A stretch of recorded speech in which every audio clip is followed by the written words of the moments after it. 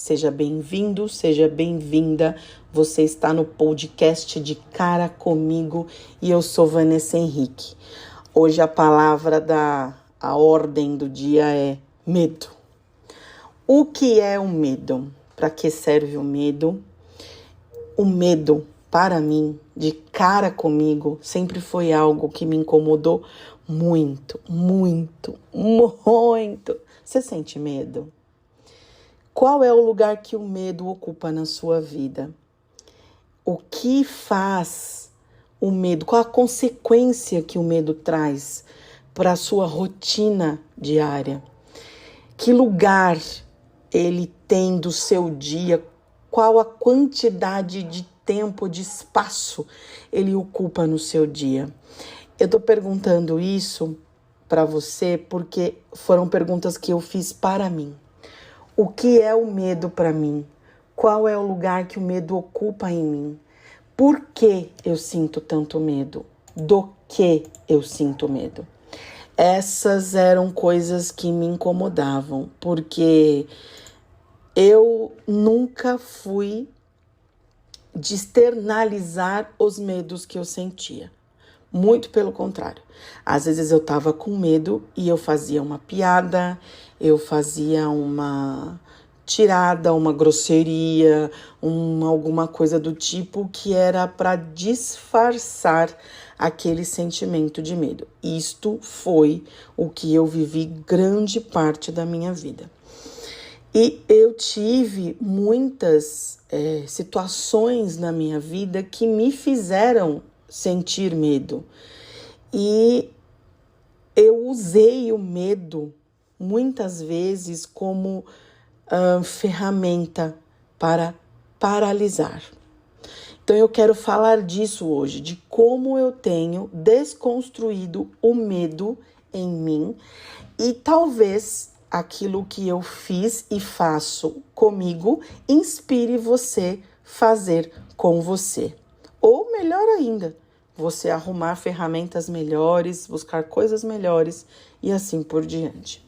Então, bora lá. O que é o medo? O medo, ele é um estado emocional que surge em resposta à consciência que a gente tem diante de um eventual perigo, de uma situação de perigo. A ideia de que alguém ou alguma coisa pode ameaçar a nossa segurança, isso faz com que o nosso cérebro ative, e isso é involuntário, uma série de compostos químicos que provocam reações fisiológicas que caracterizam esse medo.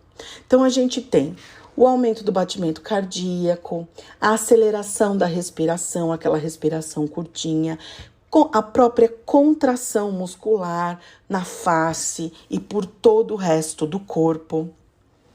E essas são algumas, das características físicas que são desencadeadas pelo medo. Tem outras que dá pra gente citar, então aquela sensação de pressão no peito, de embrulho no estômago, aquela sensação de frio na barriga, tudo isso traz pra gente uma sensação de alerta, de extrema importância, de que a gente está sob ataque e que nós precisamos nos proteger. Por isso que existe essa contração muscular, você fica preparado para o fight, para a briga, para a luta. Isto é o medo, fisiologicamente falando, tá? Tem outras variações disso, isto é o mínimo. Mas tem outras variações, porque cada ser é um, lembra? Cada ser é um, cada ser responde com o seu corpo diante das percepções que tem. Olha um exemplo. Para alguns, uma barata é um medo incontrolável. Para outros, uma barata é só uma barata. Ela pega o chinelo e vai lá, toma a barata, acabou, morreu barata. Entende? Tem pessoas que não. A percepção que a pessoa tem da barata é um negócio que faz a pessoa correr ou morrer de susto, né? E tem outros que, foda-se a barata, tá a chinelada na barata dela, e acabou. Fica todo mundo feliz, igual a música lá do homem. Você vai dar uma paulada na barata dela. Não, chinelada. Chinelada na barata dela, aquelas músicas lá. Que acho o máximo. Só que não. E aí, é isso. Isto é o medo.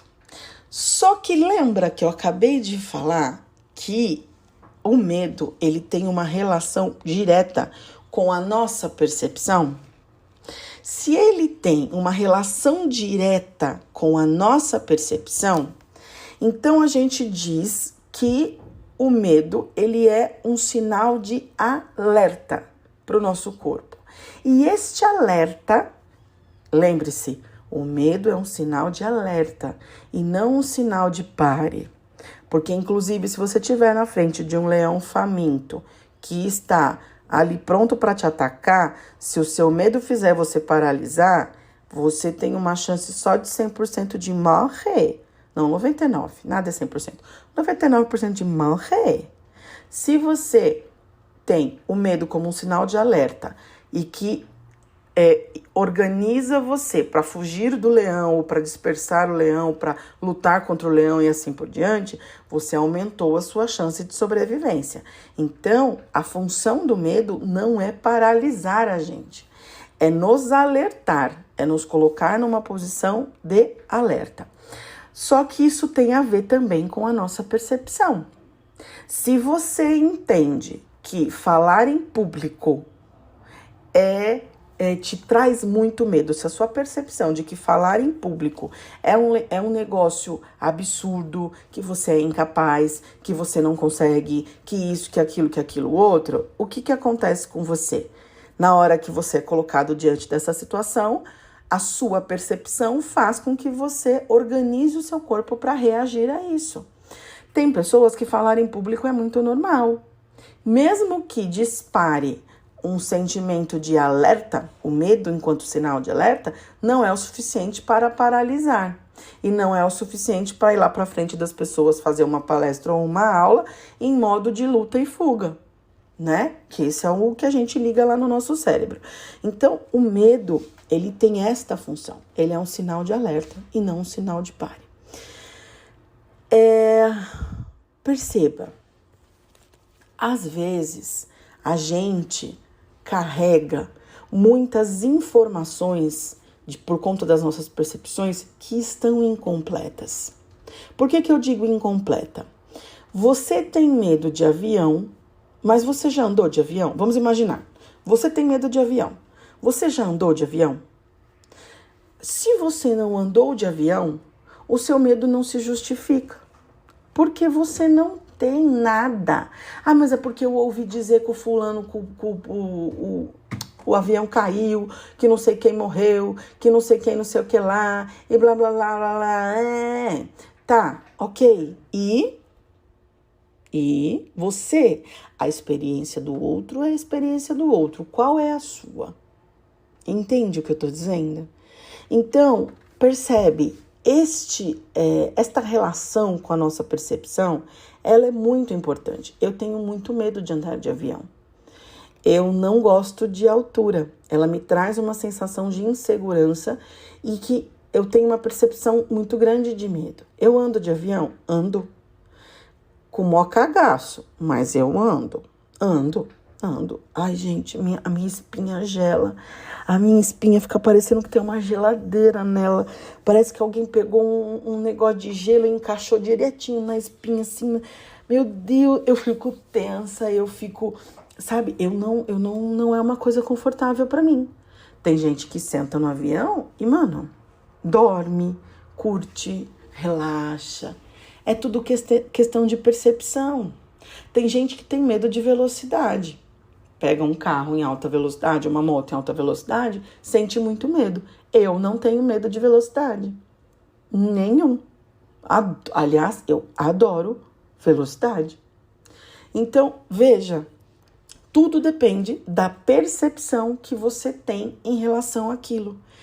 Essas percepções, elas carregam informações completas ou incompletas. Por que eu estou dizendo isso? Lembra, a pessoa tem medo de avião, mas nunca andou de avião. Essa informação, esse medo está incompleto.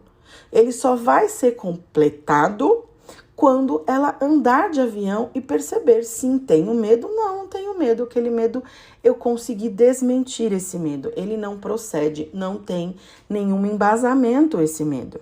Eu fico bem lá no avião. Entendeu o que eu tô dizendo? Você pode ter medo de velocidade, mas de ouvir falar alguém que bateu o carro na velocidade e morreu. Agora, até o momento que você andar num carro ou dirigir num carro em alta velocidade, você vai dizer, sim, eu tenho medo, não, eu não tenho medo. A sua informação estará mais completa. E quanto mais você fizer aquilo, quanto mais você andar de avião, mais a sua informação vai ficando completa. Por quê? Porque uma viagem nunca é igual a outra, nem em tempo, duração, nem em avião, nem nada é igual, nada se repete idêntico à outra, nada se repete, nada é idêntico, mesmo que eu aperte um parafuso agora e o outro parafuso na sequência, não vai ser igual. Esse eu apliquei uma força, esse eu apliquei outra força, esse eu apliquei menos força, esse eu já estava cansada, esse eu já estava de saco cheio de apertar parafuso, esse aqui eu tava querendo mandar todo mundo a merda porque eu não aguentava. Você entendeu? Nada é repetido. Por isso que as informações acabam sendo incompletas. E o medo, ele traz muito isso. Ele muitas vezes é um conjunto de informações incompletas. Então, por exemplo, vou trazer isso para a parte emocional daquilo que eu encaixei em mim. Eu tinha muito medo por conta das doenças que os meus pais, tanto minha mãe quanto meu pai viveram, eu tinha muito medo deles morrerem. Eu tinha muito medo. Mas eu sabia que eles qualquer dia podiam morrer. Mas eu tinha muito medo. E o medo sempre me deixou muito tensa com tudo. Tensa com a vida.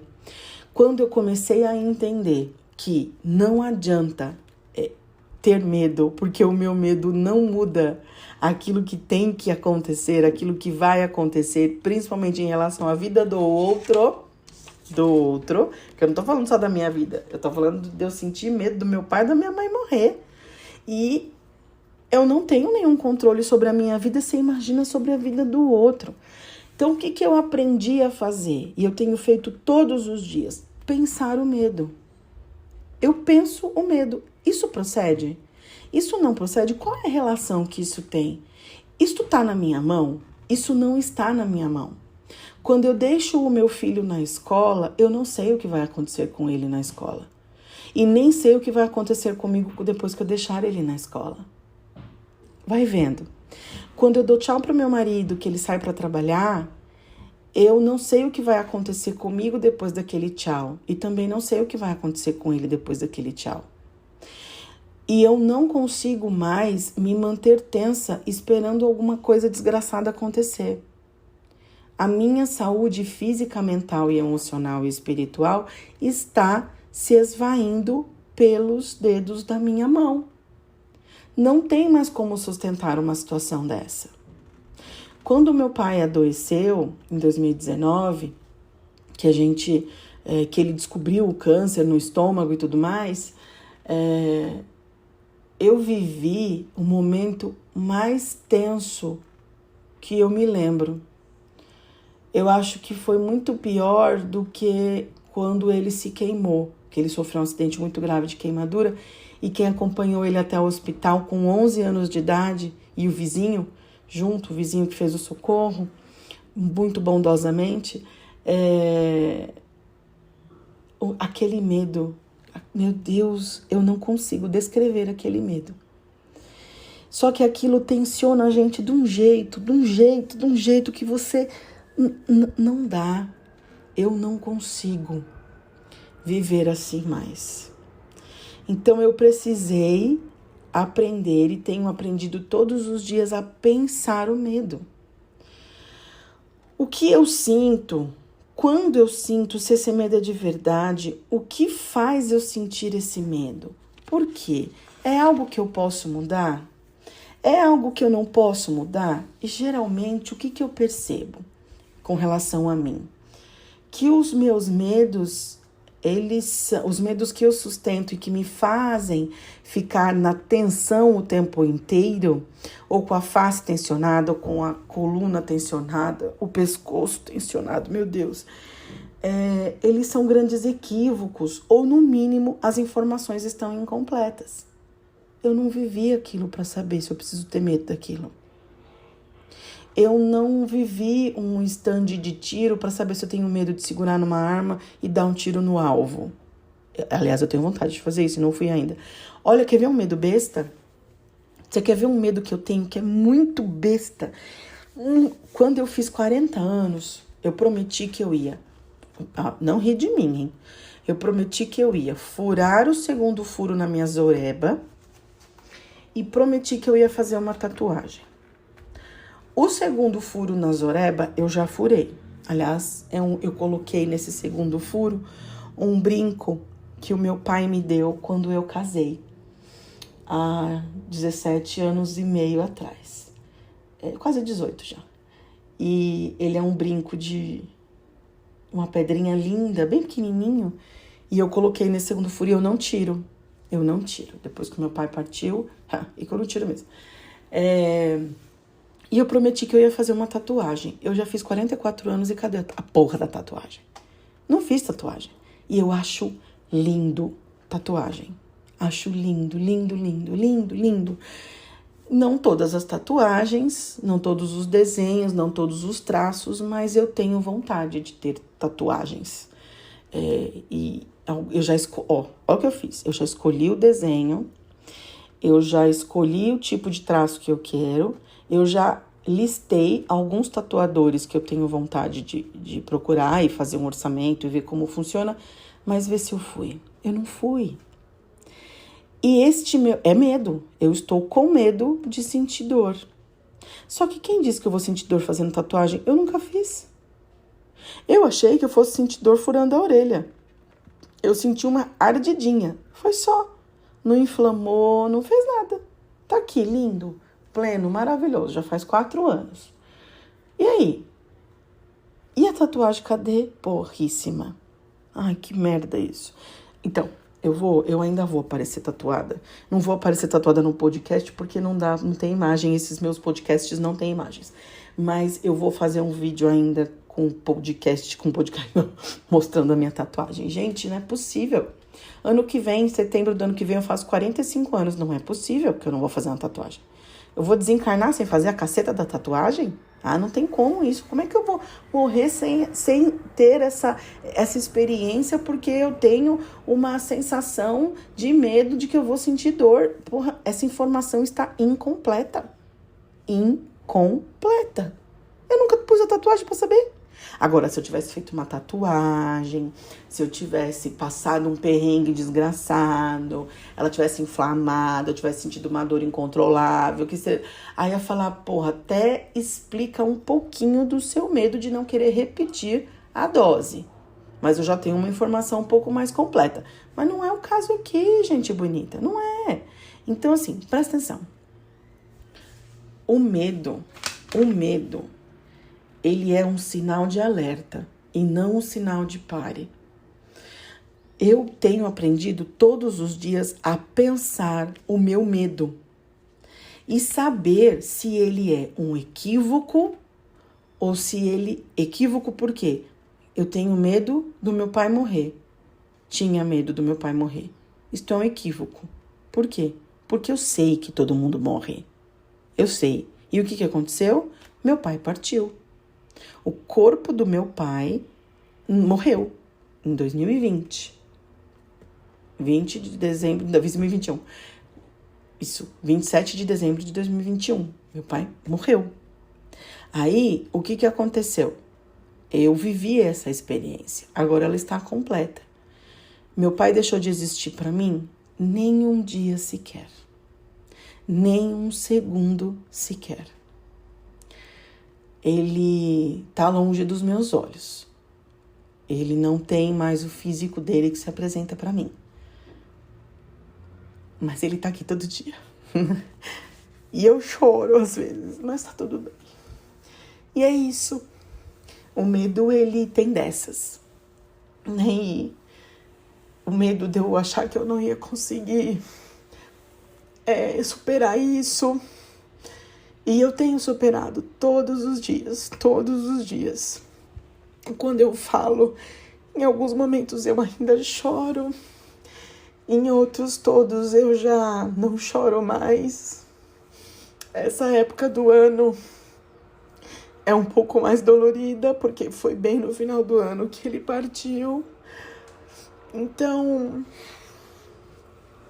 isso é um pouco mais difícil de lidar. Mas eu ando bem orgulhosa de mim com relação a isso. Eu já avancei muito. Eu já cresci muito enquanto humano, enquanto ser humano, enquanto pessoa. Meu pai me educou até a morte dele. E que lindo isso, né? Que lindo eu conseguir sustentar a presença dele em mim através do legado que ele deixou na minha vida. E é isso.